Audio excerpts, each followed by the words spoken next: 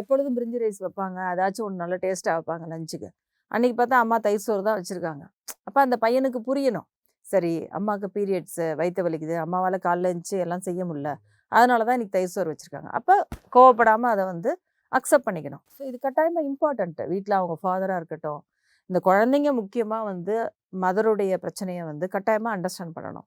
அதேமாரி தன்னுடைய சகோதரிகளுடைய பிரச்சனைய அண்டர்ஸ்டாண்ட் பண்ணக்கூடிய ஒரு பையன், நாளைக்கு தன்னோட ஒய்ஃபோட பிரச்சனையோ, தன்னுடைய மகளுடைய பிரச்சனையோ கட்டாயமா அண்டர்ஸ்டாண்ட் பண்ணுவான். ஸோ அதனால பாய்ஸும் ஷுட் லேர்ன் என்ன நடக்குது? அவங்க திடீர்னு ஏன் அம்மா வந்து இவ்வளோ வீக்கா இருக்காங்க? ஏன் அம்மாவால முன்னாடி மாரி இப்ப அம்மா எனக்கு வெளில போணுமா, அங்க போணுமா, இங்க என்னால முடியலடா, டயர்டா இருக்கு.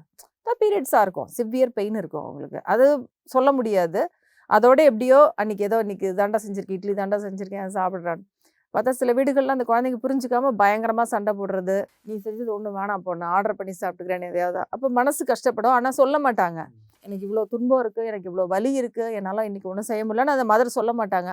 ஃபீல் பண்ணுவாங்க. சரி, அவனா புரிஞ்சுக்கும்போது புரிஞ்சுக்கட்டும்னு சொல்லிட்டு விட்டுருவாங்க.